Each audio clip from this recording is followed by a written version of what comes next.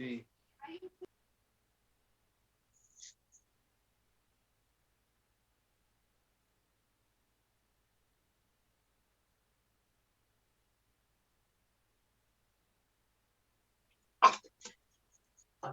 Y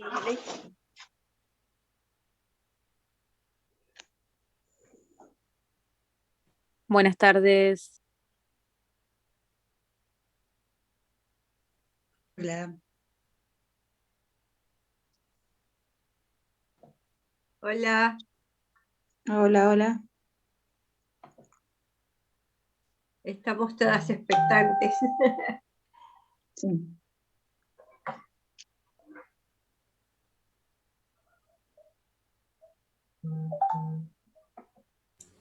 Hola, buenas tardes a todas. Hola. Hola.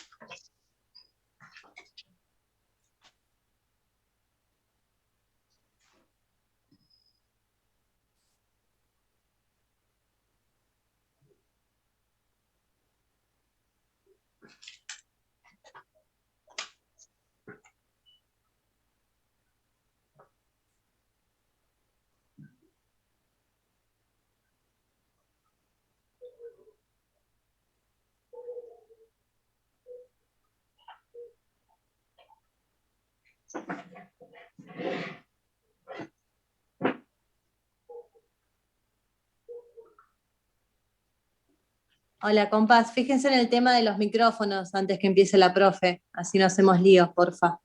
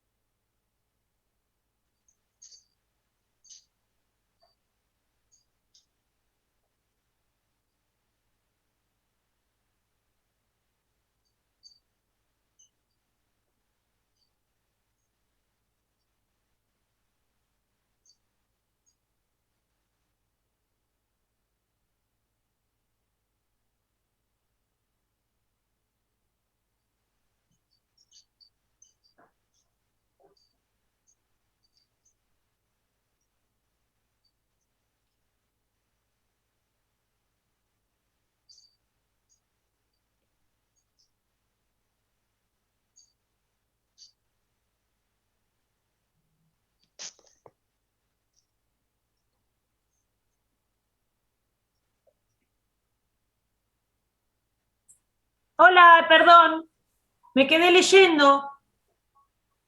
Me relajé y me puse a leer, perdón, les pido disculpas. Y Hola, bueno, profe, hola de nuevo. perdón, Hola, también. profe, ¿cómo está? Hola, ¿cómo andan? Buenas tardes a los alumnos. Hola, Hacemos profe. todos. Hola, Hola, Hola, profe. hola. Perdón, se me pasó la hora, me quedé leyendo. ¿Qué fue eso? ¿Quién comparte pantalla? Ya no, muy bien. Bueno, perdón, les pido disculpas, me quedé leyendo. No pasa nada. Leyendo para la clase, por supuesto. ¿Saben que me di cuenta que ustedes no tienen la clase esta,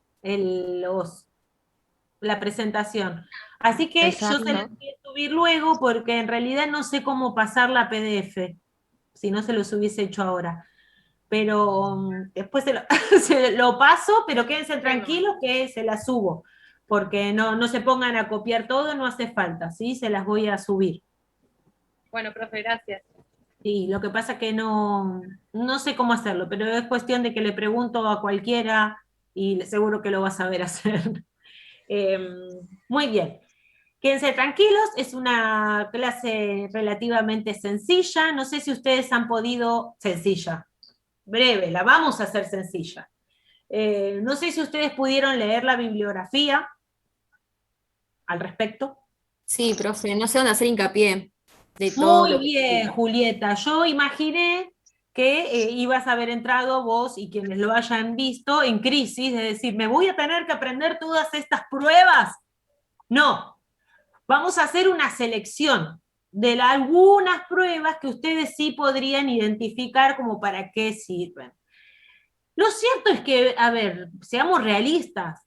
El examen, si bien ustedes tienen que leer, comprender, en lo posible estudiar, porque si ustedes estudian pueden manipular mejor la información, con esta modalidad virtual, que yo les diga, la figura compleja de Rey, ¿qué evalúa? Y le doy las 4 opciones, es tan sencillo como ir y mirar qué evalúa, ¿no? No tiene demasiado interés. Si después ustedes van a tener que concentrarse un poquito más cuando vayan a dar el final, porque ustedes saben que el final va a ser oral. Entonces, bueno, ahí sí, suspetate, o el mapa conceptual gigante que puedan tener atrás de la pantalla, se les va a hacer como difícil. Mejor no lo hagan o ténganlo ahí como algo que lo sostiene, ¿no? Como un bastón. Sí, pero a veces hay evaluaciones que evalúan varias cosas, entonces ahí es donde te hacen entrar en duda, por más que esté en los Exactamente. textos. Exactamente.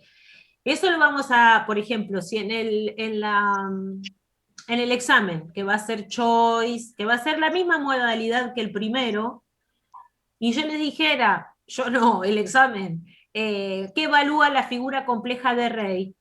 Yo misma, que armo el examen, no les voy a poner funciones ejecutivas, memoria visual, inteligencia y no sé, y praxia. Porque en esa no hay una única respuesta. Ustedes podrían poner funciones ejecutivas, y está bien, ahora lo vamos a ver. Podrían poner memoria visoespacial, y está bien. Entonces sería un error de mi parte, que lo puedo cometer, de nuestra parte de la cátedra, digo. Podríamos ser un error que podemos cometerlo, y bueno, los solucionaremos. Pero ese tipo de preguntas no va a haber, salvo que sean como muy evidentes. Por ejemplo, si yo les digo, ¿cuáles de las siguientes pruebas evalúa inteligencia? Y entonces van a ir a la específica, van a ver cuál es la prueba específica para evaluar inteligencia, ¿no? O si yo les digo, ¿cuál evalúa atención? Y está WIS 4, 3, ahora las vemos todas, ahora por ahí para algunos es chino, ¿no? WIS 4, que evalúa inteligencia. Trail Making Test A, que es bien atencional, y otros 2, y ustedes ponen el WISC porque hay pruebas que nos dan información del procesamiento atencional, que en ese caso sería incorrecto, ¿no? Porque yo estoy diciendo WISC 4, estoy nombrando a toda la batería, no estoy diciendo, por ejemplo, la prueba de animales, que es atencional, ¿se entiende? Entonces, primero que no vamos a hacer esto difícil para ustedes, no los vamos a poner en ese brete asqueroso. Pero por ahí para cuando tengamos que dar el final oral, me pongo la camiseta del alumno, bueno, ahí ustedes van a tener la posibilidad también de, si no era eso lo que estábamos buscando, o si yo le digo, no, pero atencional, WISC, todo el WISC, no, profe, solamente, por ejemplo, claves. Ah, sí, sí, tenemos esa posibilidad de hacer un ida y vuelta. En el choice no vamos a hacer ese tipo de preguntas, salvo de que, bueno, se nos escape alguna situación. Si se nos escapa, lo solucionamos. Quédense tranquilos con eso.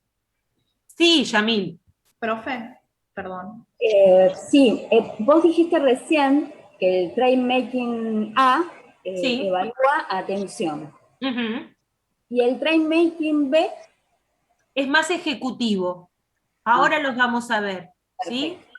En realidad, si vos te querés hacer una pesquisa o querés evaluar más las funciones ejecutivas, podés tomar los dos, porque dentro de las funciones ejecutivas vos tenés lo atencional. Pero el B, para los compa que no saben de qué estamos hablando, el B implica, ahora los vamos a ver, dos variables. ¿Sí? El A, uno tiene que seguir la secuencia de números. En el B hay que alternar entre letras y números. Entonces uno puede ver más la flexibilidad en la ejecución de la tarea, ¿no? Dependiendo del interés de cada uno. ¿Sí? Profe. Sí. Pregunta, respecto al final, recién nos dijo que va a ser oral. Perdón que le pregunte ahora, pero es que creo que esta es la última clase, ¿no? Es la última clase, este es el último teórico, y para los de la noche, luego hacemos el último práctico. Luego hacemos el práctico. ¿Cómo va a ser la modalidad? O sea, ¿oral individual o nos van a informar por plataforma? Porque la última vez que la vimos a la profe, dijo que todavía no sabía, en realidad, porque éramos un montón y se le juntaban con los que deben de otro cuatrimestre y era un caos. Por eso le pregunto. Sí, en principio, ustedes, sea como sea la modalidad, van a recibir un correo en días previos para informarles de cuál va a ser la modalidad. Si ustedes se van a preparar para este llamado que viene ahora, estudiarán como si fueran a dar oral, y entonces sí, van a poder responder el choice, en el caso de que, no sé, justo les informan el lunes que va a ser choice. Bueno, si estudiaron para el oral, en el choice les va a ir fantástico. ¿Sí, Anabela? Sí. Listo, nos avisan por mail entonces, gracias. Sí, seguramente que por un correo electrónico, no por la plataforma, por el correo con el que ustedes están registrados en el SIU, porque ese correo va a todos los que se inscriben, que pueden ser ustedes o alumnos de otros cuatrimestres. Así que la modalidad de comunicación va a ser a través del correo con el que ustedes están anotados en el SIU, porque es el que tenemos nosotros. Listo. De todas maneras, ¿La fecha ya se sabe? ¿Cómo? ¿La fecha ya se sabe? ¿De final? Sí. Sí, yo no la sé en mi cabezota, pero en el calendario académico está la fecha de inscripción y las fechas de examen. Nosotros siempre tomamos los exámenes el día que se cursa, o sea, va a ser martes. Lo que estará a definirse es el horario. Si es oral, empezaremos a las 7 de la mañana para terminar a las 7 de la mañana del otro día. Si es choice, seguramente va a ser a las 6 de la tarde como lo veníamos haciendo. Así que todo eso lo van a recibir en el correo cuando podamos definir eso. A lo mejor la profe tomará esa decisión cuando tengamos los inscriptos. Si son muchos, tomará una decisión, si son pocos no, dependiendo también lo que ella quiera hacer. Hemos barajado la posibilidad de que si vemos que son muchos y aún así quiere tomarlo oral, a lo mejor de antemano avisamos que se va a desdoblar la mesa, que no vamos a poder tomar en un día solo, porque somos 3 profes nada más. Y bueno, y la virtualidad tiene un montón de problemas que ya los conocen ustedes. Así que bueno, eso lo vamos a ir viendo. O puede ser complementaria, profe, también, como hacen otras materias. Las dos cosas. 4 o 5 para complementarse. Bueno, yo les voy a dejar ahí mi correo. Ahí se los puse en el chat, por las dudas, ¿sí? Para que no se desesperen. Vieron que en la facu nos encontrábamos, nos buscábamos en los pasillos y eso, y Y acá por ahí se sienten solitos con alguna duda, ahí tienen mi correo. Bueno, el recuperatorio, que están preguntando también, ya que vemos algunas formalidades, es el 29, o sea, el martes siguiente, se recupera uno de los 2 exámenes. El recuperatorio seguramente sea con la misma modalidad que los parciales y los mismos temas.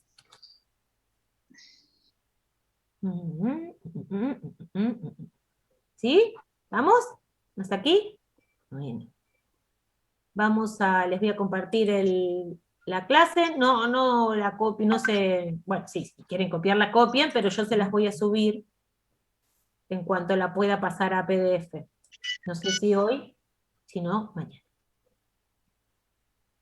Bueno, vamos a empezar. Bueno, con respecto a la pregunta inicial de si son muchos test, la bibliografía es linda, la verdad que me gusta. Hay 2 libros que son más viejitos, el de Narbona y el de Ardila. Después tienen el de Grañana, que hemos estudiado varios capítulos de esto, de discapacidad intelectual, de autismo, de funciones ejecutivas, varios tenemos de este libroque, que es de Natalio Fegerman, que falleció, y de Nora Grañana, argentinos, excelente libro, pero es un manual, la verdad. Bueno, les decía que la bibliografía hay 2 que son más viejitos, que por ahí dicen que la NEPSI todavía no está traducida, y ya está traducida, pero este que les mostré recién es un libro actual, desde el 2018. Y entonces, lo que ustedes se van a concentrar es en los que veamos en las clases, que esta clase la preparó la profesora María Elena, las elecciones de ella, y nosotros nos vamos a centrar en eso, ¿sí? En evaluar estos. ¿Por qué? A ver, con la evaluación neuropsicológica vamos a hacer una aclaración, perdón a los de la tarde que ya se los dije hoy. Esto es elementos de neuropsicología infantil. Y vamos a ver la evaluación neuropsicológica. No es la evaluación psicopedagógica, ¿sí? Esto es una herramienta para la clínica psicopedagógica. Entonces nosotros hoy vamos a ver esta perspectiva. Y en la bibliografía tienen la perspectiva de la neuropsicología. Pero nosotros lo utilizamos como una herramienta. En general, la gente que hace neuropsicología hace un poco esto, ¿no? Más estandarizado, más estructurado, ¿no? Empiezan con evaluaciones según el motivo de consulta, la demanda, las características del paciente, selecciona una cantidad de pruebas que le permitan hacer un perfil cognitivo. Ahora vamos a ver los objetivos, para planificar el tratamiento, para ajustar el diagnóstico, y después realiza un programa de rehabilitación. Nosotros en esta materia antes lo veíamos, y ahora no nos daba el tiempo para ver rehabilitación, pero cuando ustedes investiguen o lean, van a ver que desde la neuropsicología, la rehabilitación es una técnica también, ¿no? Hay estas técnicas para evaluar, para rehabilitar las funciones ejecutivas, estas otras para rehabilitar la atención, y nosotros, como psicopedagogos, usamos herramientas de esto. No somos tan estructurados en las sesiones, en la manera de llevar. Cuando hice el posgrado en Favaloro, de neuropsicología y neuropsiquiatría, yo estaba muy enojada porque no podía hacer la especialidad en neuropsicología, porque no nos aceptaban a nosotros. Aceptan los fonoaudiólogos, los médicos, los psicólogos, los terapistas ocupacionales, kinesiólogos y no psicopedagogos. Te dejaban cursar las materias como curso, pero nunca te daban un título habilitante como neuropsicólogo. Yo estaba furiosa porque quería estudiar esto. Por eso me fui a hacer el posgrado a Favaloro. Le pregunté a una docente por qué. La respuesta me la dio Grañana cuando hice el doctorado, y me dijo la realidad. Me dijo, es porque no está la carrera en la UBA. Ah, le dije yo, qué criterio tan serio. Pero como ahora va a ser la carrera en la UBA, esa puerta quizás ya se les abra. No, yo no la voy a hacer ya, pero se abra. Y cuando fui a Favaloro, le pregunté esto, y ella lo que dijo era que más allá de que no pudiéramos hacer la especialización, pero sí teníamos estudios en neuropsicología, como en posgrados, en distintas cuestiones, decía que a ellos les interesaba en Favaloro especialmente trabajar con psicopedagogas, psicopedagogos para la rehabilitación. ¿Saben por qué? Porque somos creativos, porque nos hemos formado de una manera mucho más abierta, y vieron que si nosotros tenemos que trabajar el número, enseguida inventamos un juego, armamos un juego de mesa, inventamos cartelitos, hacemos muñequitos, somos creativos en eso porque consideramos la subjetividad del niño y no los queremos aburrir. Sabemos que un niño aprende mejor cuando está cómodo, cuando es feliz, cuando se divierte. Y entonces decía que los psicopedagogos somos ideales para la rehabilitación, que muchas veces es muy monótona. Desde la neuropsicología, cuando investiguen la rehabilitación, van a ver que es muy a repetición, porque es cierto que el cerebro aprende muy a repetición. Es verdad, nosotros queremos aprender algo, lo repetimos, lo decimos, lo escribimos, lo leemos, lo cantamos y lo aprendemos, ¿sí? Pero desde la perspectiva de la psicopedagogía podemos trabajar lo mismo desde múltiples abordajes. Un poroto para nosotros. Entonces, vamos a ver la evaluación como contenido específico de lo que es el abordaje en neuropsicología. Esperen que yo puedo correr esto para poder ver. Bueno. Algunas características generales de lo que es la evaluación neuropsicológica tiene que ver con determinar los cambios cognitivos y comportamentales en un momento particular, ¿no? El niño era de determinada manera, estaba todo bien hasta que, ¿no? Recordamos el teórico de TEA, cuando empiezan a aparecer en un niño que tenía una conducta normal, igual que cualquier otro niño, y de repente empieza a comunicarse menos, pierde la habilidad del lenguaje. Bueno, también puede pasar que luego de por ejemplo, yo tengo ahora una paciente que estuvo en terapia intensiva mucho tiempo por una complicación respiratoria, pero después de estar tanto tiempo en terapia intensiva quedó con una secuela, posiblemente porque ha pasado por periodos de hipoxia, porque la recuperación de la terapia la dejó con una rigidez en el cuerpo, que eso desencadenó otras dificultades. También puede pasar que el niño tenga un accidente, un traumatismo de cráneo, una cirugía, o de repente aparece un tumor cerebral, y entonces a partir de ese evento hay que evaluar cuáles son los cambios que se dan en el comportamiento, en la cognición de ese niño. Interpretar los trastornos en base a un modelo de procesamiento, ¿esto qué es? Nosotros, desde la neuropsicología,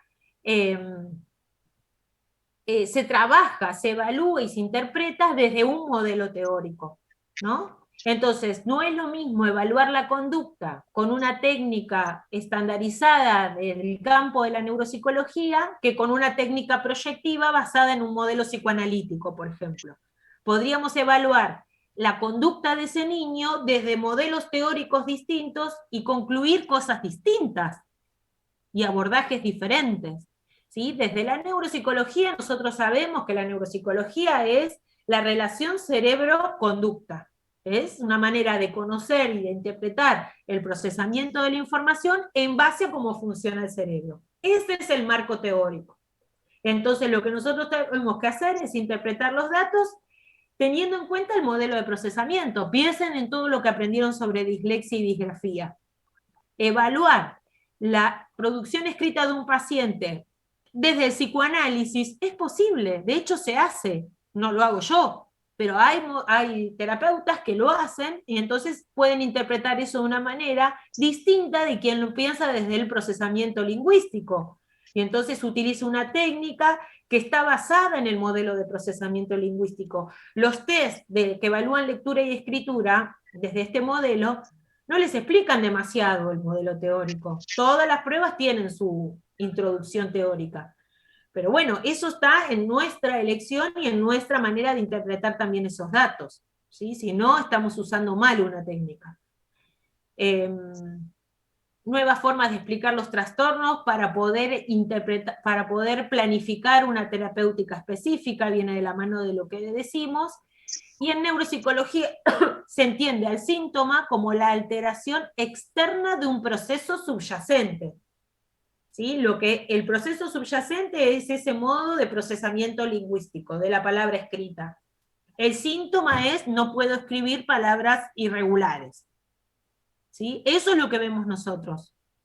Pero lo interpretamos en función del modelo, y entendiendo que hay un proceso subyacente que explica ese síntoma, esa dificultad de atención, esa dificultad en cualquiera de los dominios. ¿Sí? Y síntomas similares pueden deberse a causas diferentes, por eso es importante la evaluación específica, y poder determinar si ese problema de atención como motivo de consulta que llega a nuestro paciente es realmente un problema de atención o su déficit atencional responde a otra cosa, a que se aburre, a que no entiende, a que no comprende el lenguaje, a que es un contenido que es inaccesible para él. Y después uno va finito, es en la comprensión del lenguaje. Bueno, pero ¿en qué medida? Tiene que ver con la semántica, tiene que ver con la cantidad de información que uno le da y se pierde en el procesamiento, entonces yo le digo menos, comprende mejor, ¿sí? Bien. Bueno, objetivos de la evaluación. En este punto yo creo que no van a tener dificultades en el momento de la lectura. Es algo que en realidad nosotros venimos hablando mucho con ustedes a medida que fuimos avanzando en los distintos cuadros. Entonces es conocer el perfil de habilidades conservadas y afectadas, cuáles son las fortalezas y las debilidades. Es sumamente importante para comprender lo que le pasa y para establecer las estrategias más adecuadas para ese paciente, ¿no? Apoyarnos en las fortalezas para trabajar o compensar las debilidades. Obtener información que contribuya al diagnóstico presuntivo o diferencial, ¿no? Tenemos que saber, ¿esto es una dislexia o es un déficit intelectual? Bueno, hay que evaluarlo. ¿Esto tiene que ver con un problema atencional o es un problema de memoria? Hay que poder diferenciarlo. Y después uno se mete adentro de eso. ¿Qué tipo de atención? ¿Qué tipo de memoria? ¿Recupera mejor con información visual? Si yo le doy una pista fonológica, ¿mejora? No. ¿Y con una visual mejora? No, tampoco. Bueno, ¿qué hacemos? Ahí está la cuestión. Y dar las bases, como les decía, para el programa de rehabilitación específico. Controlar la evolución del caso y sus efectos sobre la calidad de vida del paciente. Esto es interesante. ¿Por qué? Porque por ahí uno ya viene con una idea previa de qué es la evaluación psicopedagógica, se me filtra, la evaluación neuropsicológica, por qué administra una técnica, ¿no? Y está más fácilmente asociado al periodo diagnóstico, ¿no? Sin embargo, es necesario reevaluar en distintos momentos del tratamiento para ver si lo que yo estoy implementando como tratamiento realmente funciona o no. Entonces es una manera de medir el progreso del paciente y también mi labor. Si estoy bien orientada, si no, si aparecieron otras cosas. Entonces está bueno tenerlo en cuenta para controlar la evolución. Y van a ver que, por ejemplo, hay distintos tipos de técnicas para evaluar el mismo dominio. Entonces yo puedo, bueno, ahora lo voy a evaluar con esta técnica y dentro de un tiempo lo evalúo con otra, porque si no se puede sesgar, puede recordarla.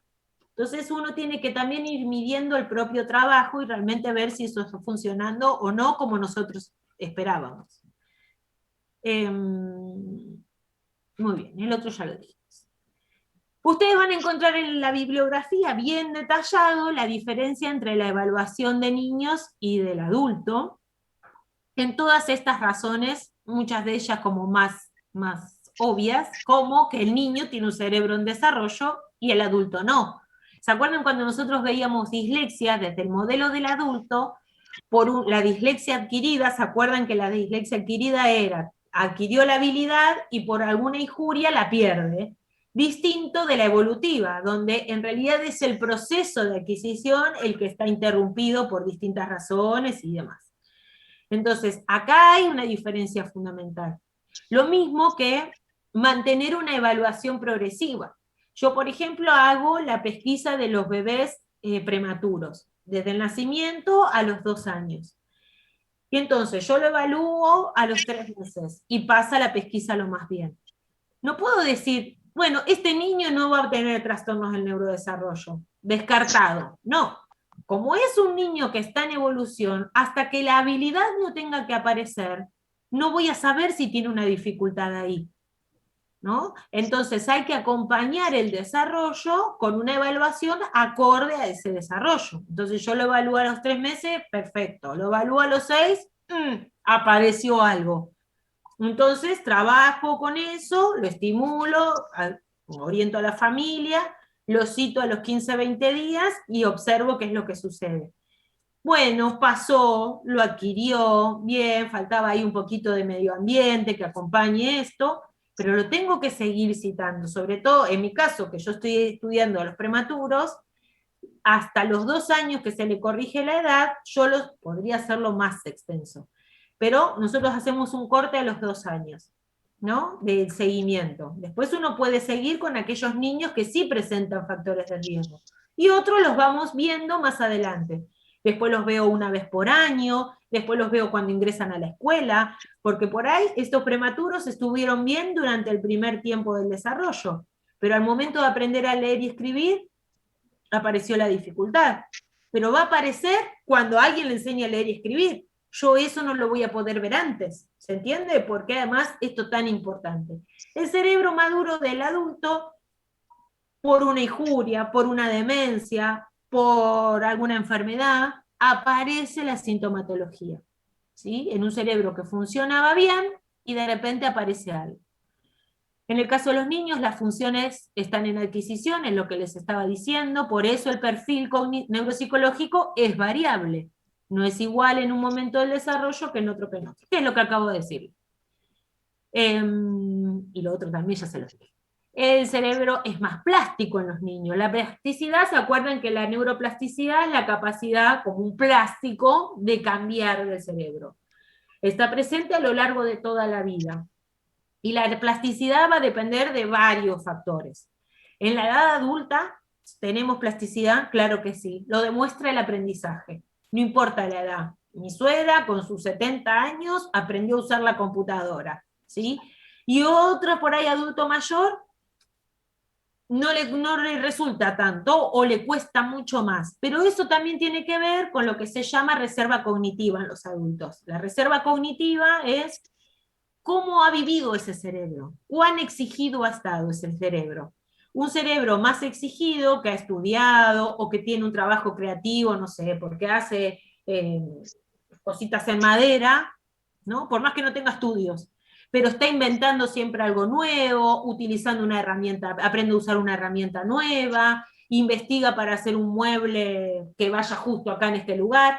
Ese cerebro exigido va haciendo una reserva cognitiva que hace que la plasticidad en el adulto varíe. ¿Es menor que en la del niño? Sí, el niño es mucho más plástico porque su cerebro está diseñado para evolucionar. Recuerden que las funciones ejecutivas se cree que llegan a su maduración alrededor de los 20 años, ¿no? Un poco más, un poco menos, según los autores. Pero hasta todo ese momento, genéticamente, está programado para evolucionar. Después el medio ambiente, la epigénesis hará que eso vaya mejor, peor, que evolucione, que se aproveche más o menos, ¿no?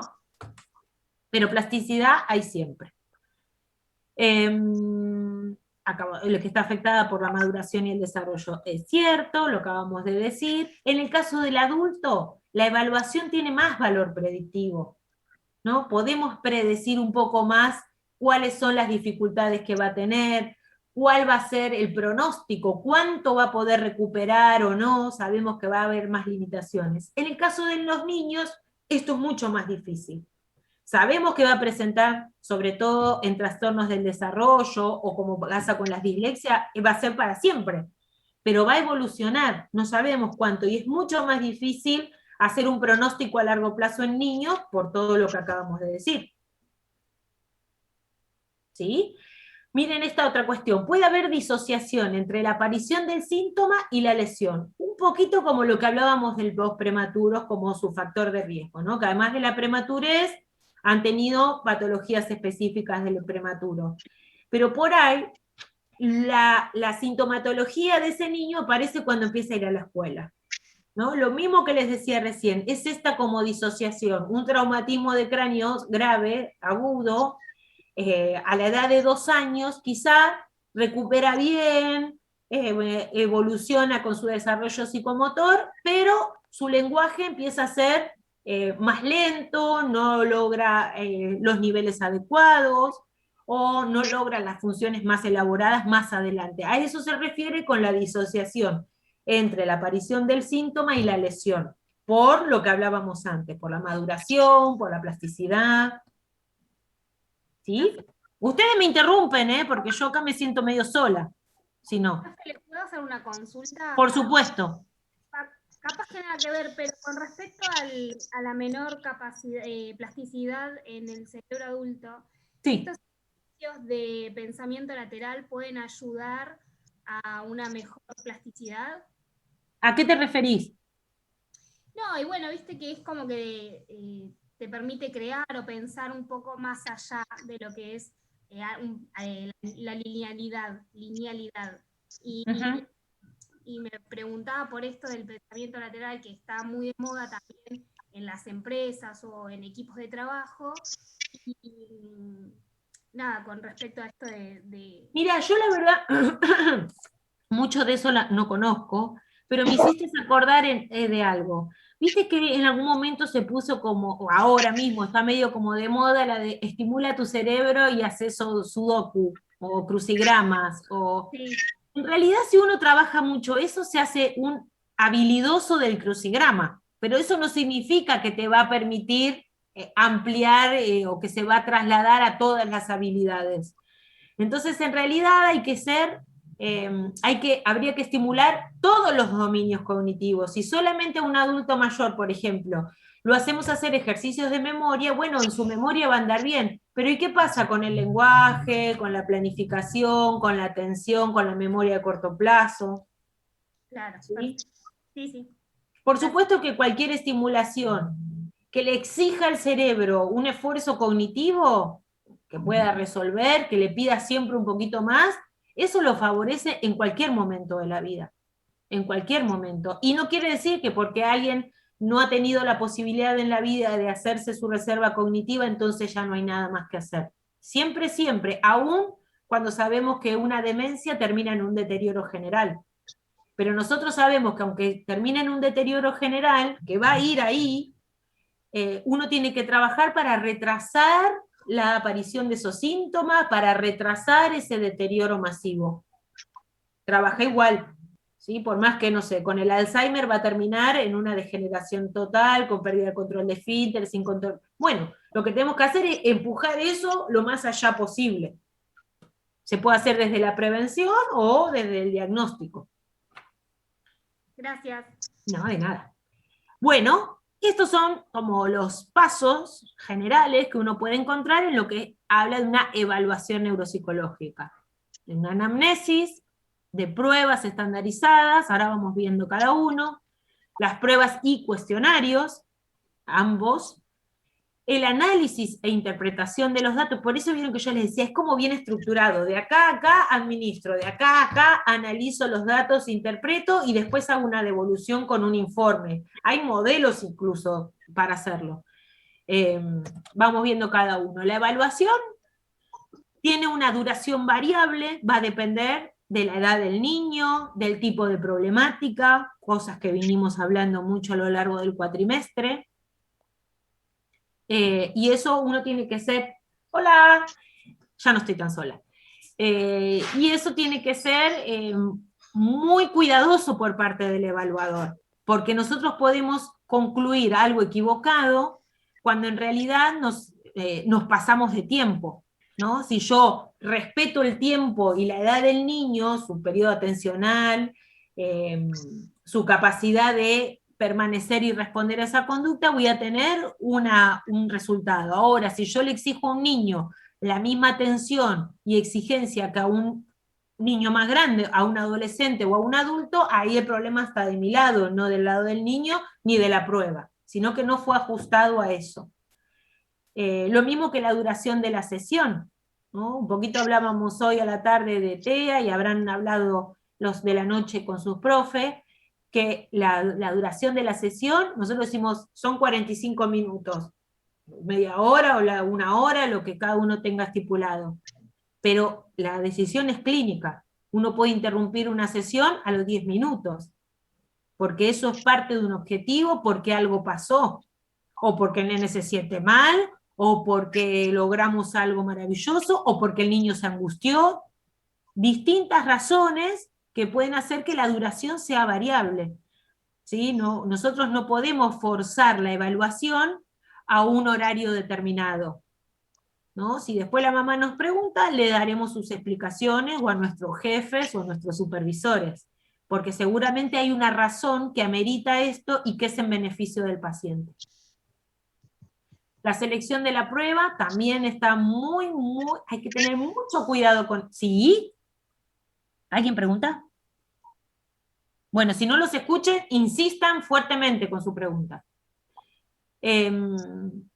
La selección de la prueba, con esto hay que ser muy cuidadoso. Hemos hablado, y con la noche hablaremos luego, que, por ejemplo, si yo voy a evaluar inteligencia y mi paciente tiene dificultades de lenguaje, no puedo elegir una prueba que tenga un alto contenido verbal, porque se me va a sesgar la prueba, ¿sí? Le va a ir, por ahí le va a dar puntajes mucho más bajos, no porque no pueda resolver eso, sino porque su dificultad de lenguaje no le permite responder a esto. Entonces yo tengo que elegir una prueba, les puse el ejemplo de inteligencia, que sea no verbal, o que tenga muy bajo contenido verbal.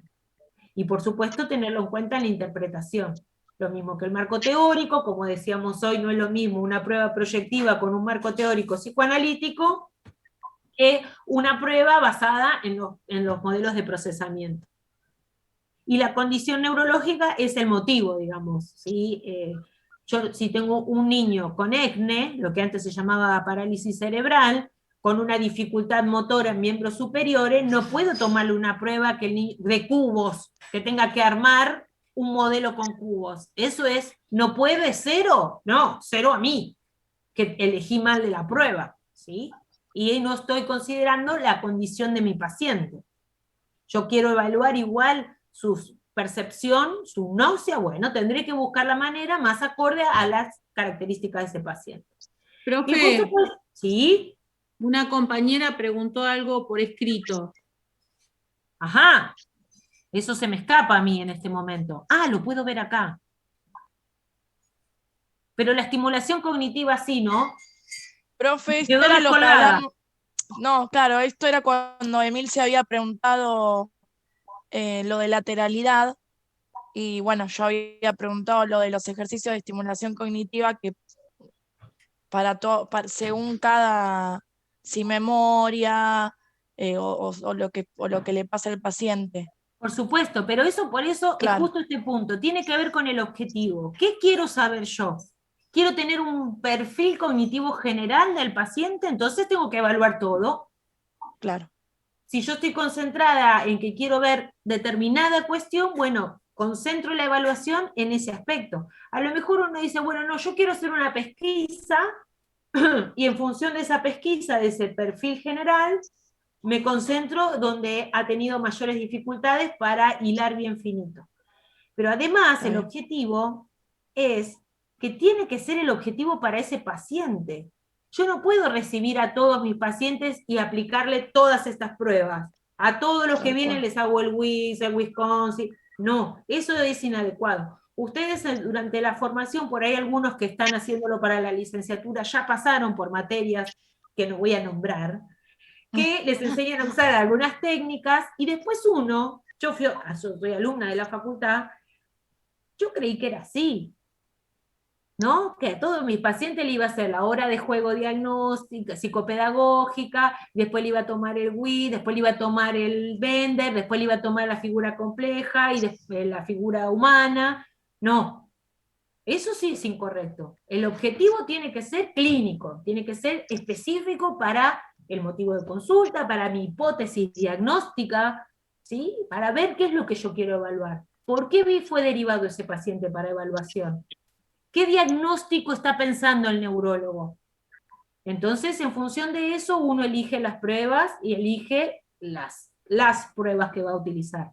Es muy importante esto, que ustedes sepan que no es cómodo, ¿sí? Sería más fácil para nosotros, esta pila de pruebas que yo tengo, se las aplico a todos. No, no funciona así. No es respetuoso con el paciente tampoco. Claro.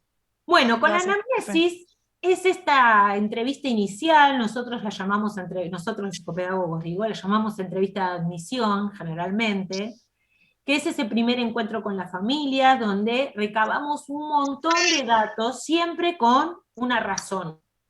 Entonces, hablamos sobre la historia del desarrollo, preguntamos por todo lo pre, peri, postnatal, hacemos la indagación de lo que se llama terreno neurofílico, ¿no? Preguntamos por la familia, los padres, los tíos, los abuelos, los sobrinitos, ampliamos la información para tener una idea digamos, del fondo genético de nuestro paciente. La historia evolutiva tiene que ver con todos los hitos. ¿Cuándo controló la cabeza? A veces se acuerdan, a veces no. Bueno, estimamos. A veces nos dicen, sí, dejó los pañales antes del año.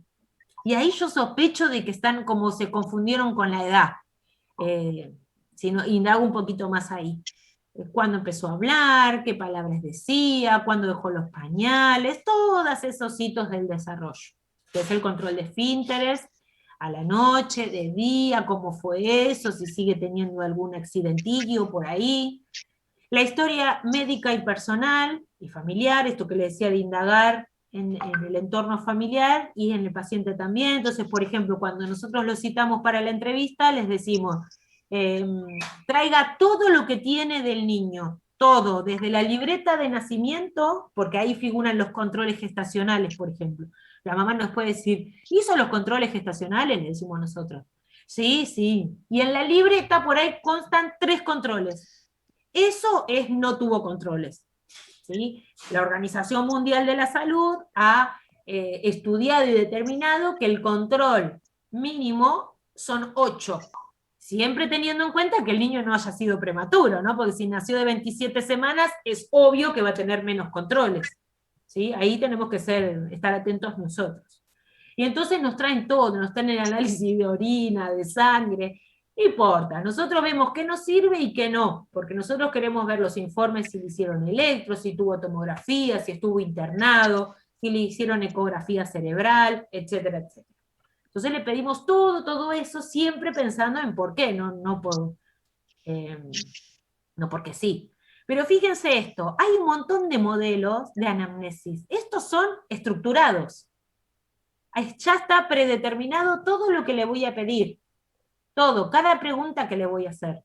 Esto es una elección personal. Nosotros, psicopedagogos, hacemos entrevistas semiestructuradas. Hay cosas que nosotros les preguntamos a todos, como estos que íbamos nombrando. Pero es semiestructurada porque de alguna manera tiene que quedar abierto para que la familia nos cuente algo más que nosotros no le preguntamos. Porque si nosotros solamente seguimos esta lista, ustedes después elegirán su estilo, ¿no? Pero si seguimos esta lista, ¿qué pasa si algo no está ahí? Y entonces la familia solo nos responde lo que le preguntamos. Y está muy bien. Entonces, si es semiabierta, vamos como conversando, y después nosotros tenemos nuestro lío de papeles, tomamos apuntes, nos habló del embarazo, después nos habló de la escuela, después nos volvió a hablar del embarazo, y antes de irse dice, pero yo no le dije que se cayó del techo a los 2 años. Venga, siéntese un ratito más, y entonces hablamos sobre eso. Yo siempre les pregunto, antes, cuando terminamos la entrevista, ¿hay algo importante que yo no le pregunté, que a usted le parece que yo tengo que saber? Y generalmente algo aparece, que puede ser más o menos significativo, pero algo aparece, y eso lo permite una entrevista semiestructurada, ¿sí? Que permite salirse un poquito de estos parámetros. Hay gente que lo hace así, ¿no? Responde esto, y nada más. Bueno, con respecto a las pruebas, Hay pruebas que son puramente cualitativas, como la observación de un juego, las que están centradas en los procesos cognitivos, que estuvimos hablando al inicio, las que dice evaluaciones centradas en la validez ecológica, no es las que cuidan el medio ambiente, lo ecológico, sino la que nos permiten inferir o evaluar en contexto. ¿Sí? Si nosotros evaluamos, por ejemplo, la flexibilidad cognitiva con una técnica estandarizada, como vamos a ver, por más que yo estoy evaluando flexibilidad cognitiva, la técnica es estandarizada. Diferente es cuando el sujeto se encuentra en el mundo donde hay multiplicidad de estímulos, donde hay un montón de cosas novedosas o que se salen de la rutina. En Favaloro utilizan una prueba bien ecológica, donde le dicen al paciente, por ejemplo, a los adultos, bueno, le voy a pedir que me compre un café en toda la plata, ¿no? Que me compre un café en la esquina, en el puesto de diario, tal diario, y que a la vuelta deje este sobre bajo tal dirección, bajo la puerta de tal dirección. Todo mezclado se lo dicen. Vaya. Y atrás sale el evaluador, atrás del paciente, observando cómo se desenvuelve ante toda esa cantidad de si se desorganiza, si pasa de largo el puesto de diario, va a comprar el café, después hace todo un rodeo y tiene que retomar para ir a comprar el diario, cómo se organizó, cómo planificó. ¿Sí? El test del hotel, por ejemplo, también es bastante ecológico porque lo pone en una situación novedosa para resolver determinadas actividades. Profesora, ¿y? ¿Me escucha? Claro.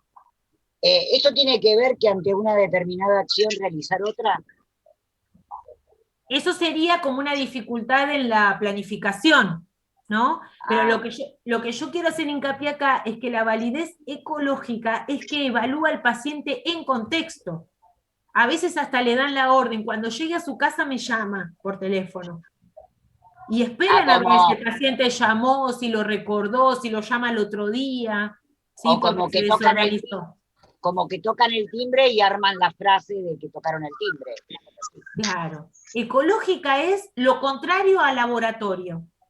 En el laboratorio uno está ahí controlado, está en un lugar cerrado, donde no hay estímulos distractores, yo le estoy diciendo exactamente lo que tiene que hacer, y entonces el paciente responde, mejor, peor. Pero lo ecológico trata de ver estabilidad en el contexto, en la medida de lo posible, de la manera más parecida al medio ambiente. ¿No? Lo más ecológico del mundo sería ir a la casa a ver cómo lo resuelve, por ejemplo. ¿Sí? Perdón, ¿también puede ser en la escuela? ¿Cómo? ¿También puede ser en la escuela? Exactamente. ¿Cuántas veces nos pasa que en el consultorio responde de una manera y cuando nos llaman de la escuela es otro niño? ¿Sí? Eso es porque nuestra valoración puede ser que ahí no esté contemplando esta cuestión ecológica. ¿Sí? Lo más parecido a la realidad del paciente sería lo ecológico, que tiene en cuenta el medio del paciente. Bueno, las evaluaciones psicométricas, que son estas baterías fijas, y otra cuestión importante es esto de que la evaluación neuropsicológica hay distintas alternativas, puede ser fija, como decíamos recién, o ecléctica. Ecléctica es que no hay un parámetro establecido. Uno puede usar pruebas más cualitativas y otras cuantitativas, puedo usar algunas subtest de una batería, porque están en función de mi paciente. Ecléctica es esto, ¿no? Que no está ni fu ni fa, anda por el medio, en función del paciente. No está ni fija de un lado ni fija del otro. ¿Sí? Eso está en el texto de Ardila. Estas son algunas de las capacidades a evaluar: la inteligencia o capacidad cognitiva general, atención, concentración, memoria, lenguaje, habilidades motoras, visoespaciales, sensoriomotoras, noxias, praxias, todos los dominios. Con respecto a la capacidad cognitiva general, esto que dice acá, diferenciar entre los trastornos específicos y la discapacidad intelectual, que hablábamos hoy al inicio de la clase. Uno puede considerar, tomar una evaluación para poder hacer el diagnóstico diferencial, o para apoyar el diagnóstico. Nosotros, yo les he dicho, a mí no me gusta exponer a los pacientes a evaluaciones innecesarias, porque no es una situación agradable, la verdad, para los chicos. Y cuanto más grande, menos agradable, porque se dan cuenta de lo que está pasando. Cuanto son más chiquitos, uno se lo disfraza un poquito como al modo de juego, pero es una situación aburrida, ¿no? Nosotros estamos acostumbrados a jugar, a divertirnos, a intercambiar, a apuntalar al paciente para generar esa zona de desarrollo próximo, y acá me estoy cayendo de la materia a otro lado.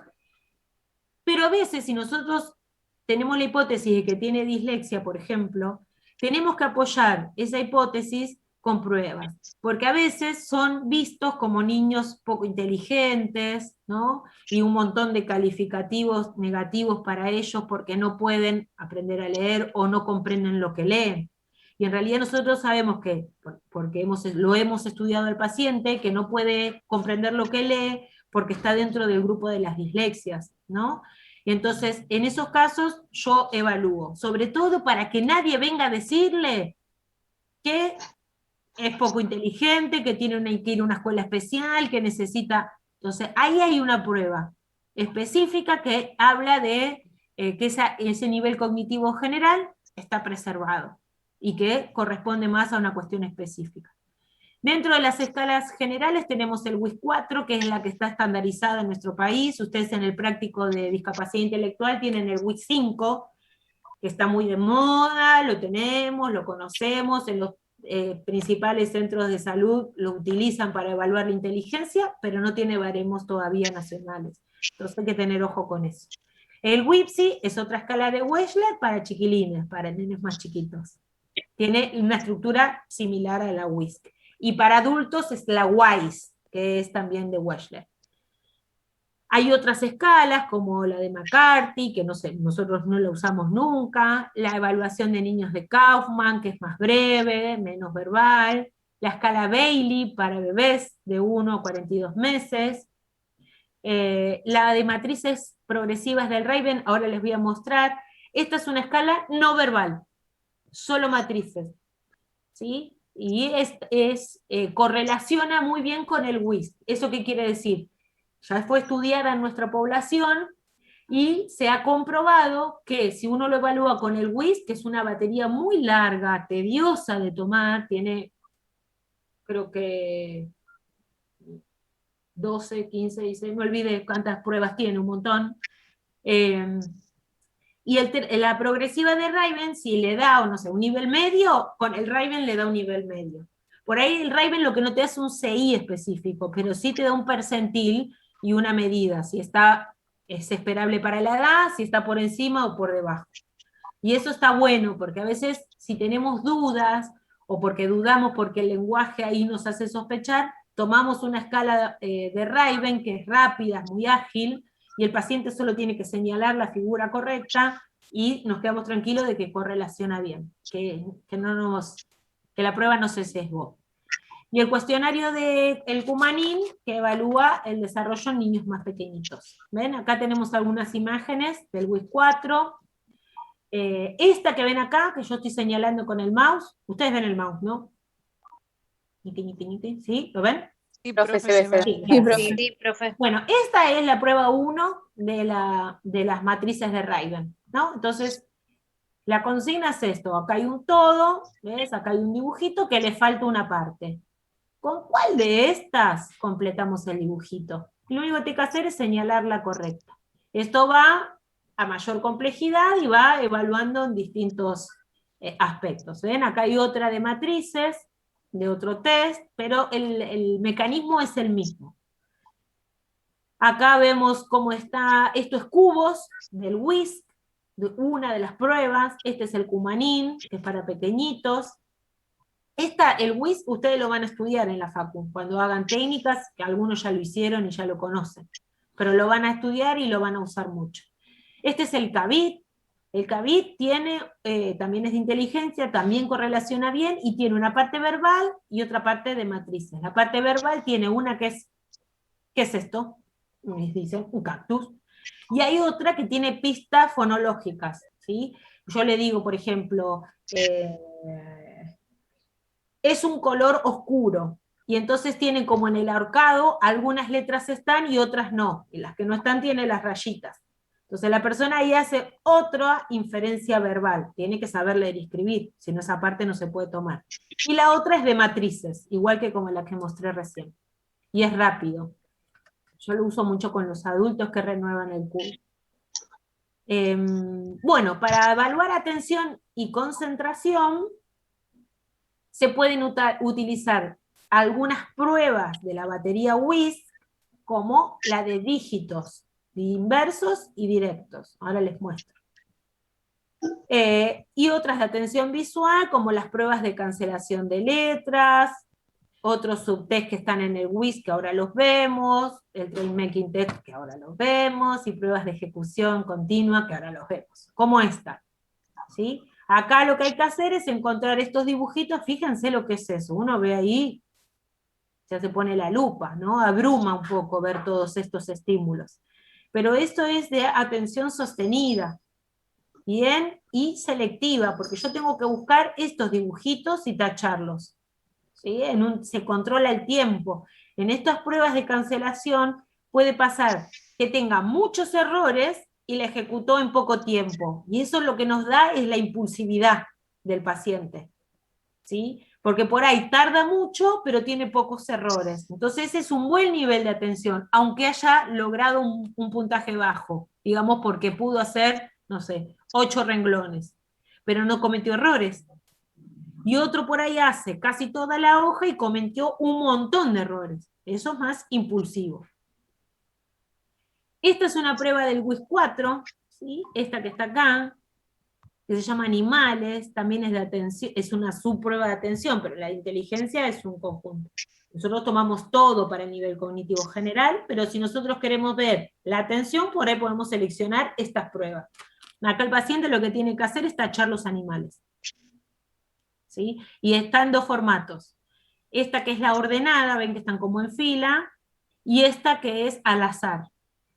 Están como mezclados, y eso nos permite ver a nosotros si el paciente se organiza mejor, si puede reconocer que esto es distinto que esto, ¿no? Si en esto sigue la línea, o hace este tipo de rastreo, va y viene, va y viene.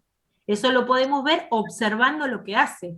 Mientras el paciente está cumpliendo la consigna, nosotros no podemos estar contestando un mensaje de texto, ¿sí? O leyendo lo que le voy a tomar después. Hay que observar mucho la conducta, más allá del puntaje que después tenga. Tenemos que saber cómo lo resolvió. Eso es lo rico.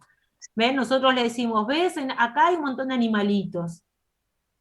Acá le muestro yo. Le digo, ¿ves que acá hay animalitos y otras cosas? Bueno, yo voy a tachar, lo hago yo. Voy a tacharlos a todos los animales que hay. Tácate, tácate, tacho los animales. Este es el de práctica, y le digo, bueno, a ver, ahora hacelo vos, tachad todos los animales. Si no lo hace, puedo acá repetirle, mostrarle de vuelta, decirle todo lo que quiera. Ya cuando pasamos a la prueba, acá es con un tiempo, que él no lo sabe. Yo le voy a decir, bueno, vos ahora hacelo lo más rápido posible, yo te voy a decir cuándo parar. Entonces controlo los 45 segundos y observo lo que hace. Este es el test de cara, que tiene un poco el criterio que veíamos recién, de atención. Lo que tiene que hacer es tacharla diferente en el trío. En esta yo cuando la miraba decía, ay Dios, me tuve que concentrar mucho. Tiene que ver con el agotamiento. Esperen, ¿ven esto también? Que yo evalúo sobre mí misma. ¿Por qué me cuesta? Yo quiero decir que es porque estoy agotada de mi cabezota, y entonces me cuesta más concentrarme en el detalle. Bueno, esto también hay que observarlo en el paciente. Si el paciente vino de cursar doble jornada en la escuela, y entonces yo le pido hacer una tarea de esta, capaz que no le va muy bien, no porque tenga un problema de atención, porque está agotado. O lo meto a la mañana a hacer pruebas neuropsicológicas y termina a las 4 de la tarde, y yo le tomo esto a las 3. Es posible que no le vaya bien. Entonces ahí tengo que ser criterioso yo. Este es el Train Making Test A, el que hablábamos hoy al inicio. Lo que tiene que hacer es unir, siguiendo la secuencia, 1, 2, 3, 4, 5, 6, 7, 8. Y acá se puntúan distintas cuestiones, si se equivoca, si se saltea, si persiste. La única cuestión es que no atraviese los circulitos, después puede cruzar, no es una papa. Profe, ¿Y? ¿Y hay un tiempo estimado para que realicen cada test?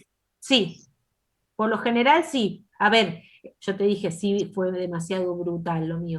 En realidad, por ejemplo, el WISC, hay pruebas que dice específicamente 120 segundos, 45 segundos, otras no tienen control de tiempo, pero a nosotros nos sirve mucho controlarlo, porque el paciente puede estar un montón de tiempo haciéndolo.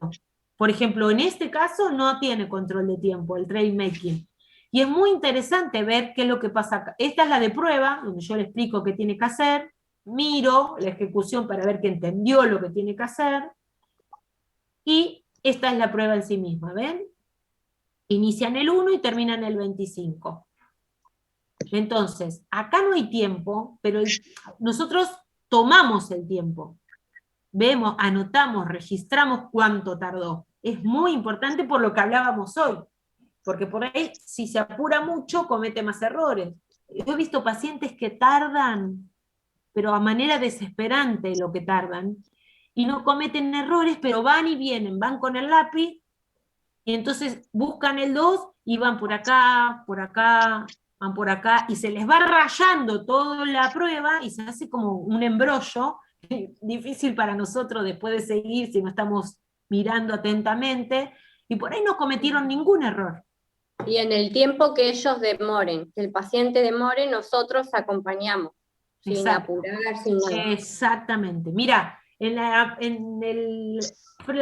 test de cubos del WIS, que nosotros le mostramos un modelo como el que veíamos acá, ¿sí? Le mostrás un modelo y le das unos cubos, que son todos iguales, tienen rojo, blanco, una cara roja, mitad blanca, una cara toda blanca y una cara toda roja, son todos iguales. Eso tiene un tiempo, según va pasando de 45 segundos, 75 segundos, ¿sí? Va aumentando según el nivel de complejidad y la cantidad de cubos. Lo ideal es que, por ejemplo, si un paciente lo está resolviendo, pasaron los 45 segundos, es 0 el puntaje, por más que lo arme.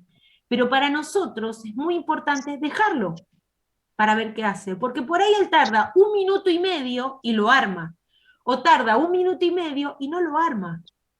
Y si vos lo dejás, sigue dando vuelta a los cubos, sin ningún plan, sin ninguna finalidad, no te dice no me sale, uno le da esa opción. En ese tiempo que demora, sirve para ver también su flexibilidad mental.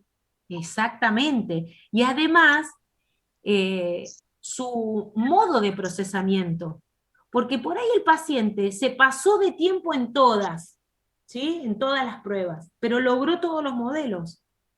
Eso es importante para después valorar otras cuestiones de su vida, de sus aprendizajes, de otras actividades que uno hace para orientar a la escuela, ¿no? Bueno, hay que darle otro tiempo para que responda.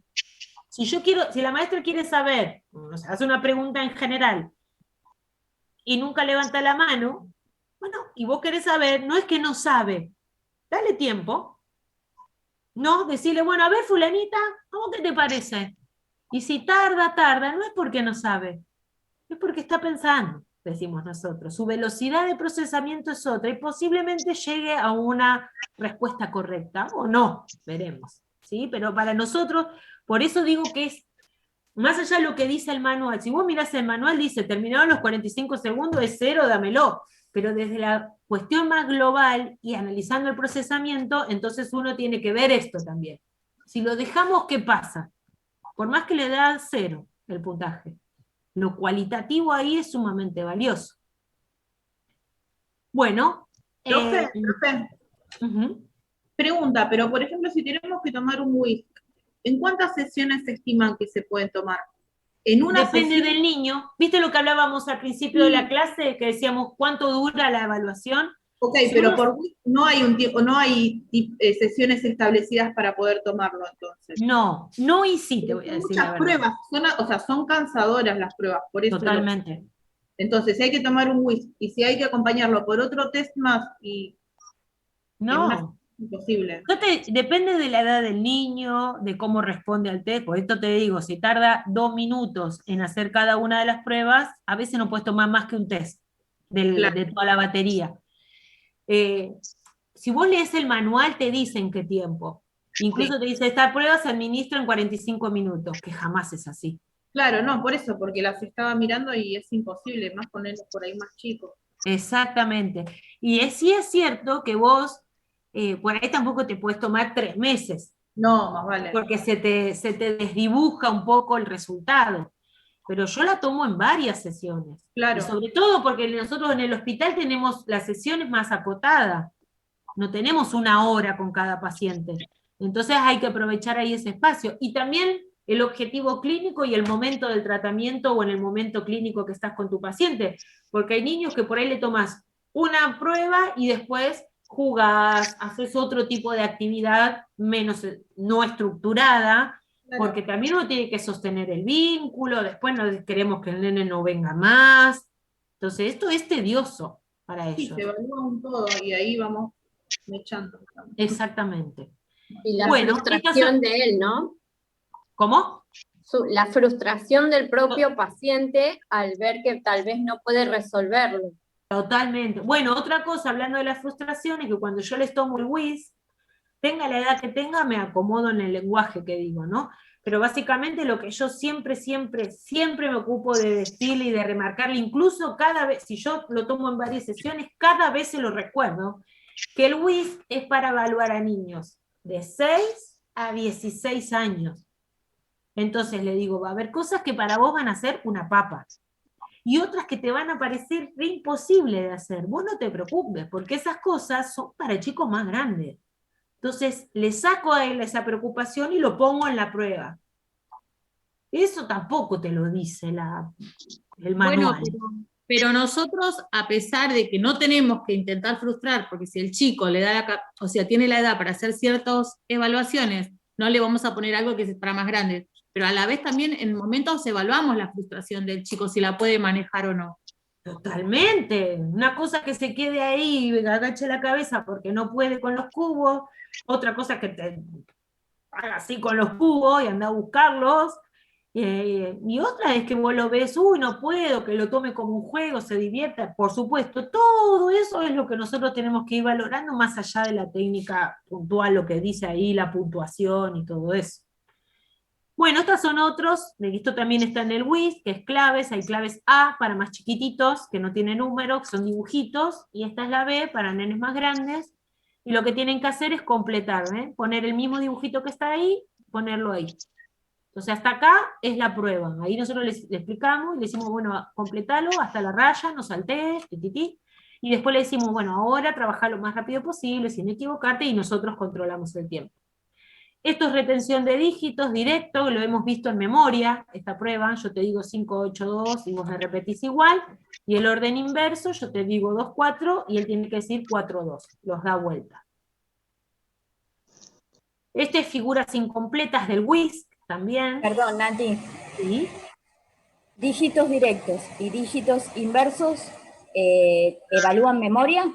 Sí, y atención. Estas pruebas las vamos a ver para memoria, trabajo y acá en atención. ¿Sí? Porque puede ser que no retenga esos números por la distracción. ¿Sí? Te hace un comentario, por ejemplo. Yo tenía un paciente que los agrupaba. Era más difícil lo que hacía, pero los agrupaba y los daba vuelta. Y yo le decía una y otra vez que no los agrupe y los seguía agrupando, ¿no? Perseveraba con eso. Y era más complejo lo que hacía. Esto es figuras incompletas, acá tiene que reconocer qué le falta al objeto, y en algo que tiene que estar. Por ejemplo, no pueden decir que acá le falta la cabeza, el cuerpo de la persona. Nosotros le decimos de lo que ves acá. Y por ahí se lo aplicaste una vez y va bien. Y hay otros que insisten en ver lo que no está en el dibujo.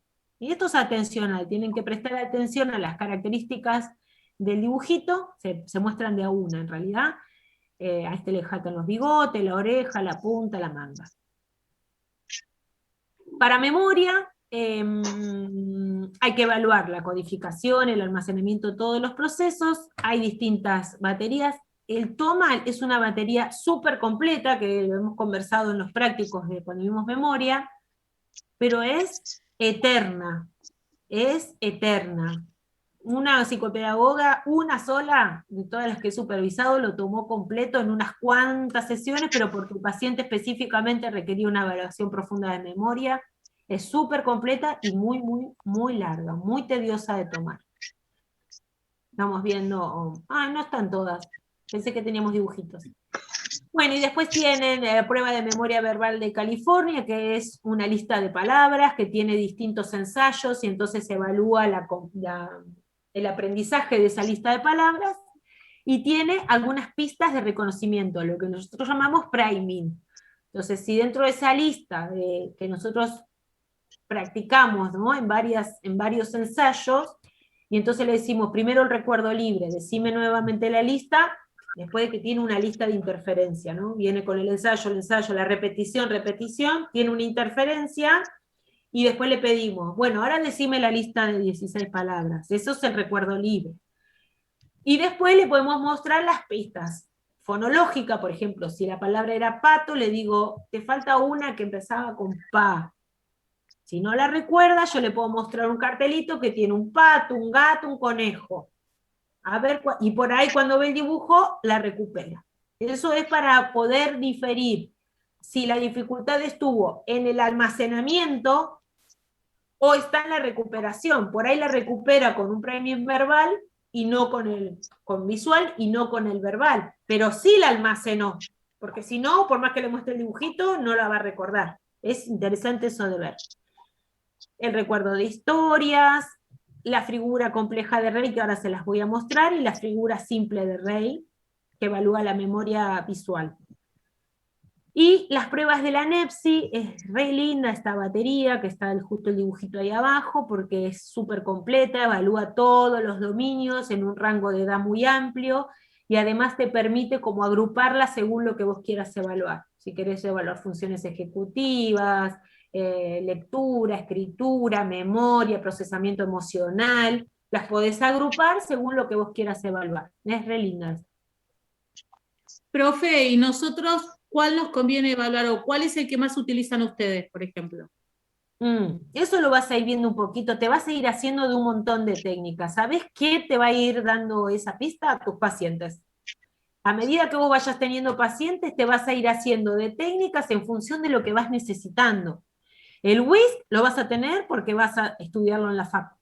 Así que te vas a comprar el trucho, seguramente, porque el original es carísimo. Ahí te vas a hacer de un par, y después vas a ver que te vas a encontrar con colegas. Nosotros somos muy falsificadoras. Enseguida fotocopiamos, armamos, plastificamos, y vamos como recuperando. Y después te vas a encontrar con gente que se dedica a esto, digamos, a vender las técnicas truchas. Es la verdad. Pero, por ejemplo, en WISC lo vas a tener, se usa un montón. Después vas a tener que tener alguno para funciones ejecutivas, depende si trabajas con nenes más chiquitos o chicos más grandes también. La NEPSI es súper completa y linda para evaluar. Y después Perdón, hay muy profe. sencillas, son fotocopiables, ¿viste? Las vas a tener. ¿Sí?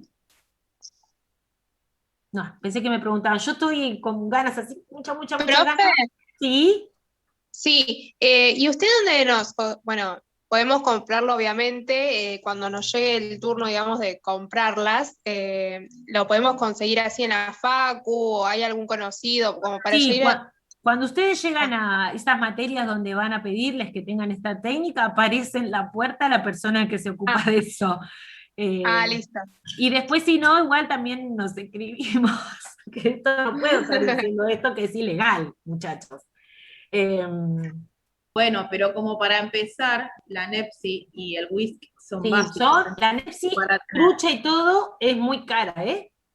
Sí, no, al margen, que entremos en el mercado negro, pero serían como los precursores, la NEPSI y el... Y la NEPSI está buena porque es muy completa y te permite tener como distintas pruebas que te van a dar un panorama de los distintos dominios. Claro. Por ejemplo, yo evalúo con la PRUNAPE, que es una pesquisa del neurodesarrollo para de bebés a 6 años.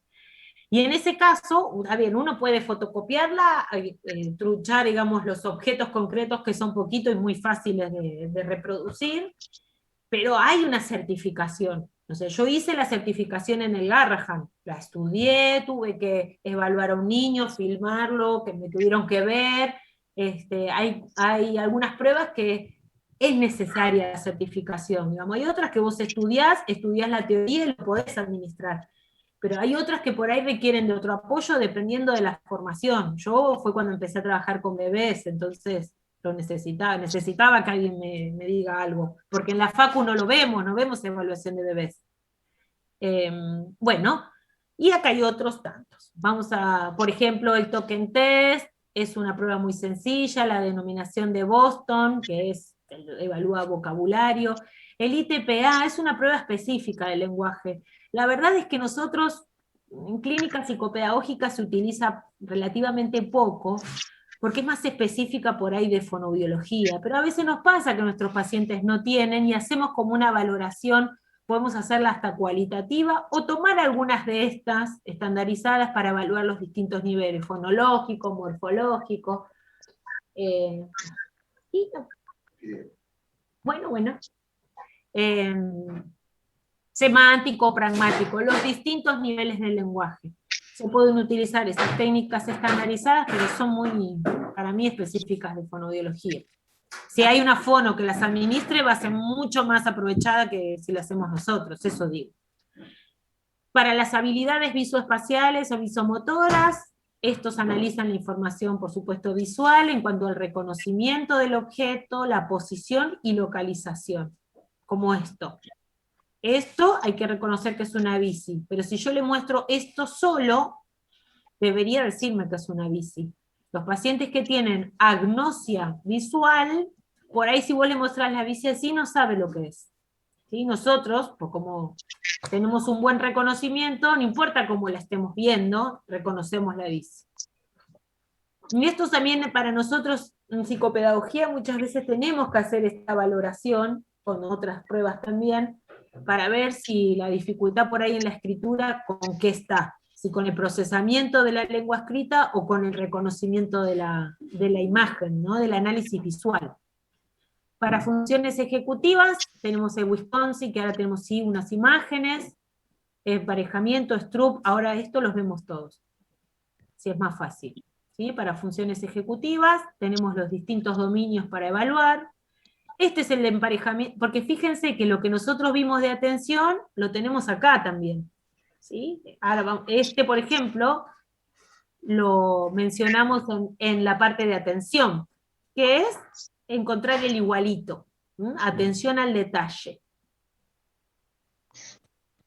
Para la planificación tenemos la torre de Hanoi, la torre de Londres, las torres del ENFEM, que es una batería específica para evaluar funciones ejecutivas, y lo que vemos acá es la planificación. Esto es cómo se resuelve. La consigna es, tenés que pasar estas 3 fichas que queden en el mismo orden, como está acá al final, ¿sí? Pero nunca puede haber una ficha grande arriba de una más pequeña. Por eso hay que hacer una serie de pasos. Y ahí nosotros vemos si él hace 7 pasos o hace 25 pasos para hacer esto. Por ahí lo resuelve bien, pero no se organizó, no planificó, y va haciendo ensayo-error, ensayo-error, ensayo-error, ensayo-error, comprende la consigna, la sostiene, tiene buena atención, pero no puede planificar. Entonces, empieza a hacer 25 movimientos hasta lograrlo, incluso repitiendo cosas que ya hizo. O persevera, que vos le decís, no podés poner una más grande arriba de una más chica, y otra vez lo pone, y otra vez lo pone, y otra vez lo pone, ahí hay una perseveración. Esta es la figura compleja de Rey, esta es la figura simple de Rey, para más grande, para más chico. Entonces van a ver que hay como para evaluar memoria visual, porque uno se la muestra durante unos segundos, luego se la quita, se puede hacer con un distractor en el medio, se la quita y puse otra, ¿no? Se la quita. Y la tiene que reproducir, la tiene que hacer de memoria. Nosotros, cuando tomamos esto, lo ideal es ir cambiándole el lápiz con distintos colores, para poder ver por dónde empezó, cómo organizó la Gestalt, cómo organizó esa forma, si empezó por este extremo, si primero hizo la figura más grande y después fue rellenando. Entonces nosotros le vamos cambiando el lápiz sobre todo, y tenemos que ir, vamos como marcando, le doy el rojo, una rayita roja, le doy el naranja, para yo también saber en qué orden le di los lápices, y entonces puedo observar en qué orden la construyó. Y esa es la parte más ejecutiva de esta prueba, ¿sí? La memoria es cuánto recuerda de esto. Después hay otra posibilidad de darles pistas, entonces vos le decís, hay un cuadrado, hay un círculo, le mostrás, y la parte ejecutiva la podemos ver en cómo se organiza para la reproducción. Está para los nenes más chiquitos. Este es el Wisconsin, es el clásico test para evaluar la flexibilidad cognitiva. Estos son los materiales, tiene estas cantidades de cartas, y nosotros le ponemos estas 4 como guías, y el paciente le damos un pilón de cartas, que son todas esas que les mostré recién, y tiene que ir clasificándolas. Y vamos cambiando el criterio. Por ejemplo, el criterio, ven, esta carta podría ir acá, si es según el número, podría ir acá, si es según el color, o podría ir acá, si es según la forma, color, número o forma. Ahora, yo no le digo al paciente cuál es el criterio que yo estoy usando. Le digo, clasificalo, vos ordená, yo te voy a decir si es correcto o es incorrecto. Entonces, él empieza a poner, y vamos a suponer que yo estoy con el criterio forma, y la pone acá. Incorrecto, le digo. Tiene que seguir adelante con las siguientes cartas, no cambiar esta. Entonces, ¿qué va a hacer él? Bueno, la pone acá, porque pudo cambiar el criterio. Dice, bueno, si es incorrecta esta, la pongo acá por color. Incorrecto, le digo yo. A la segunda vez, lo pone acá, correcto. Entonces, él tiene que darse cuenta que el criterio es forma. Entonces, todas las cartas que siguen las va a clasificar según la forma. Y en un momento, está pautado, yo cambio el criterio y empiezo a considerar el criterio color. Entonces, cuando él sigue con la forma, le digo incorrecto. Y él va a tener que buscar. Y ahí uno ve cómo persevera. Por ahí le digo incorrecto y sigue con el mismo criterio y sigue con el mismo criterio. No puede cambiar de uno a otro. Es un poco estresante a veces. Este es el test de colores y palabras Stroop para control inhibitorio. Esta es la plantilla de evaluación. Básicamente es esto. En el primer ensayo tiene que leer toda una hoja, tiene que leer las palabras, verde, rojo, azul, por supuesto tiene que saber leer y tiene que ser un lector eficiente, digamos, que no le cueste leer, pues si no, esto sale mal, sale sesgado. En el segundo le muestran una hoja que tiene esto, y tiene que decir el color, verde, rojo, azul, verde. Y en la prueba en sí misma, esto es como una preparación, aparece esto. Y lo que tiene que decir es el color de la tinta. ¿Sí?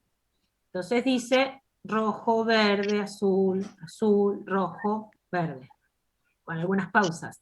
¿Por qué? Lo que estoy inhibiendo es la lectura. ¿Se acuerdan de modularidad? Cuando hablábamos de la obligatoriedad. Bueno, esto es esto. Cuando uno ve una palabra no puede evitarla, lee. Bueno, acá hay que inhibir la lectura y decir el color, que como ven, no coincide lo que dice con el color de la tinta. Pero si yo le tomo esto a un nene de 6 años que está aprendiendo a leer, lo hace así, rapidito, porque no es una interferencia la lectura para él, no está automatizada. Entonces, para él es un esfuerzo. ¿Está bien? Para la conducta emocional hay varias escalas y pruebas. Esta es la del chat que hemos mencionado en la clase de TEA, que es un cuestionario que se hace a los padres, y ya viene como con los criterios, ¿no? 3 o más ítems de cualquiera de estos fallos, cuando, digamos, se sospechan, y acá están los ítems críticos, como los más significativos. Entonces hay preguntas como, por ejemplo, ¿muestra interés por otros niños? ¿Suele señalar con el dedo? ¿Sí? ¿No? Bueno, con ciertos cuestionamientos al respecto. Esto es un cuestionario de screening, no diagnóstico. Nos permite sospechar que habría alguna cuestión, por ejemplo, vinculada a algún trastorno del neurodesarrollo como TEA, ¿no? Como en los resultados de esta prueba, que está como bien. La mayoría es sí. Este es el test de la mirada de Baron Cohen, que si bien habla de la expresión emocional, es una clásica prueba que evalúa teoría de la mente, cuando hablábamos en el práctico de la diferencia entre los psicópatas y los que no. Entonces, le mostramos esto, hay un montón de, re lindo de hacer, esta mirada, y la pregunta es, ¿cómo se siente esta persona? ¿Que está avergonzado, nervioso, indeciso, suspicaz? ¿Qué creen? Suspicaz. Incógnita, sí. Suspicaz. ¿Quién es? Liam Neeson es. No sé quién es. Profe, una ¿Sí? pregunta. ¿Sí? Y, por ejemplo, un nene de 7 años, 8, no sabe lo que es la palabra suspicaz. No. En ese caso, podemos como orientar al paciente. Lo que pasa es que en la que es para niños está acotada la cantidad de imágenes.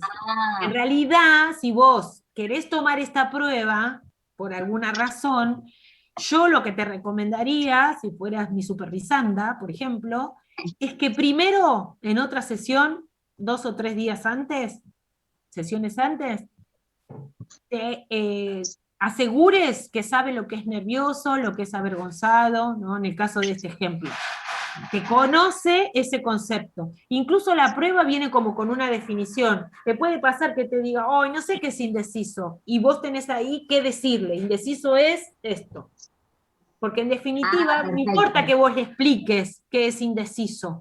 La cuestión es qué elige acá, qué ve, qué observa, qué interpreta de esta mirada. Gracias, profe. No, de nada. Que en este caso es suspicaz la respuesta correcta. Bueno, este es un test de FAUPAX, de falsos pasos. Esto es para evaluar lo pragmático, re interesante. Ya estoy metiendo cuarta, quinta y agarro la chicana a toda velocidad. Que lo que hace es, les lee este ejemplo, este textito, y le pregunta si alguien dijo algo incorrecto, qué dijo de incorrecto. Es para evaluar bien lo pragmático del lenguaje. ¿Sí? Si puede comprender la situación en quién se equivocó, quién estuvo mal, si algo fue inadecuado. Pero para eso tenemos que interpretar el lenguaje más allá de la interpretación correcta semántica del lenguaje. ¿Sí? Es ponerse un poco en el lugar de otro, esto para verlo de teoría de la mente, ¿no? Para poder responder bien a esto hay que ponerse en el lugar de estos personajes y saber si alguien dijo algo incorrecto, porque te tenés que poder poner en el lugar del otro, ¿sí? El clásico que se ve bien es que le hicieron un regalo, Juan le regaló un avión para el cumpleaños a Pedro. Después de un tiempo estaban jugando juntos y a Juan, no me acuerdo, el que le regaló, se rompe el avión. Y entonces se preocupa y Pedro, al que le regalaron, dice, no, igual no me gustaba ese avión, una porquería. Entonces la pregunta es, ¿alguien se pudo haber sentido mal? Y sí, Juan, que le regaló el avión, ¿no? ¿Por qué? Y porque le regaló el avión, y por qué Pedro dijo eso, porque no se acordaba, etc. Falsos pasos. Para la lectura de escritura y cálculo, estas habilidades se evalúan por separado, se utilizan pruebas como estas. Esta es una prueba, todas estas las utilizamos un montón, se basan en el modelo de procesamiento lingüístico que hemos trabajado y permiten distinguir bien qué es lo que pasa con las rutas, ¿sí? Bien discriminado, entonces tienen no palabras, palabras y distintos niveles. También no están acá, pero hay, está el lee comprensivamente, por ejemplo, otros test que evalúan la comprensión lectora también desde estos modelos, para ver si la comprensión es porque no entiende la palabra, si no entiende la frase, si tiene que ver con la cantidad. Bueno. Ya terminamos casi, ¿eh? El análisis e interpretación es analizar los resultados, siempre teniendo en cuenta no solo los objetivos, sino toda la evaluación cualitativa que hemos hecho de la evaluación, cómo se comportó el paciente, cómo toleró la frustración, qué interés puso, si se demoraba mucho pero resolvía, todo eso nosotros lo tenemos que considerar. Y poder distinguir los dominios más preservados, los más afectados, dentro del dominio específicamente qué procesos, y elaborar un informe específico sobre esto. Entregar los resultados, siempre hay que hacer una devolución a los padres, también dependiendo de la edad, la devolución al paciente, precisando esto, las fortalezas, debilidades, cómo fueron los resultados, explicando un poco las características del inicio, que esto es una foto de hoy, no es una foto de la vida del niño del futuro. Esto nos muestra lo que está pasando ahora, y por qué es importante trabajar y reevaluar en el caso de ser necesario o no, y decirle, bueno, mire, efectivamente este niño no tiene problemas de lectura y escritura, no sé, a mí me derivaron un nene de 4 años, porque no copiaba del pizarrón y no jugaba juegos reglados. Entonces lo mandaron a hacer una evaluación neurocognitiva, sospechando que tenía un problema porque había sido prematuro. Nada tenía el nene, brillante era. Así que se lo evaluó considerando su edad, su maduración y demás, y todo le dio perfecto. Entonces, con ese informe y esa explicación a los padres, tranquilizamos a los papás, que ya le habían comprado un pizarrón y lo sentaban a copiar a los 4 años, y le mandamos ese informe bien explicadito a la escuela para que no molesten con eso a la familia. Bueno, se maneja el tipo de tratamiento, de manejo y demás. Un poquito algunas consideraciones generales que hemos ya hablado en profundidad. Y lo que sigue, ¿no? Determinar el curso a seguir. Cuanto más sepas, podrás tomar mejores decisiones y esto te servirá para la evaluación del paciente, diría yo, ¿no? Si nosotros tenemos un profundo conocimiento del procesamiento de la lengua escrita, del modelo de procesamiento lingüístico, vamos a poder interpretar mucho mejor y aprovechar mucho mejor esa evaluación, si tenemos conocimiento sobre lo que estamos evaluando, no solamente de la técnica, que hay que conocerla bien, para no estar titubeando ahí con el paciente, y que sea algo ágil, dinámico, y más ameno para el paciente, pero por sobre todas las cosas hay que saber lo que estamos haciendo, conocer los fundamentos. Pim, pum, pim. Profesora, ¿no van a subir las filminas al Classroom estas? Sí, sí, sí, les decía al principio que como esto fue una situación como de último momento, el reemplazo, hice lo que pude y me pasó que no sé cómo pasarlo. Te rebancaste, te la rebancaste, te quedó un remate. La verdad. Ay, falta el práctico de la noche. La verdad, muy bueno. Van a recibir pedazos. La mejor. La mejor. Bueno, gracias. Sí, les voy a subir el coso. Me voy quedando sin palabras. Profe, creo que cuando guarda el archivo en la compu, sí, abajo hay como un rengloncito que dice guardar en PDF. Tiene que seleccionar el modo de guardado. ¿No?